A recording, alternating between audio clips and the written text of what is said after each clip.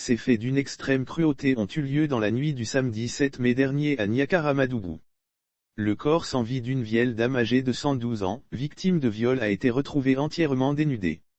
De sources concordantes, la vieille dame, répondant au nom de Kone Lotko, aurait succombé aux assauts d'un détraqué sexuel, présenté comme le petit ami de sa petite fille. Un jeune homme d'une trentaine d'années se disant pâtissier dans une boulangerie de la place. Les faits, à en croire les faits qui nous sont rapportés par l'un des proches de la victime, l'horreur s'est produite dans la nuit du samedi 7 mai dernier vers minuit. SN, le jeune homme se disant pâtissier, faut-il le rappeler, était bien connu de la vieille dame. Ce jour, après une virée nocturne entre amis, où l'alcool a bien évidemment coulé en abondance, le jeune SN complètement ivre décide de passer la nuit chez sa dulcinée, histoire de satisfaire sa libido.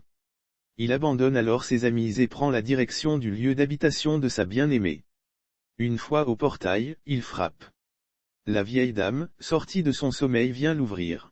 « Elle est où ?» lui demande-t-il. « Encore dehors », lui répond Dame Lotko en langue locale. Mais notre jeune pâtissier, enivré par le désir fou de satisfaire sa libido, jette son dévolu sur la centenaire.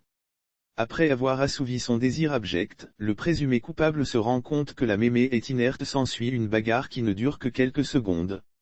Il parvient par des actes d'une extrême violence à maîtriser sa victime. Après avoir assouvi son désir abject, le présumé coupable se rend compte que la mémé est inerte. Elle semble avoir rendu l'âme. C'est alors qu'il tentait de quitter la pièce qu'il croise nez à nez avec sa copine qui rentrait de promenade. C'est cette dernière, nous confie Théon, qui alerte la gendarmerie de la localité. Les éléments de la maréchaussée mettent la main sur le présumé coupable, à son domicile aux environs de 2 heures. Pressé de questions dans les locaux de la brigade, l'homme qui avoue son forfait soutient avoir agi sous l'effet de l'alcool.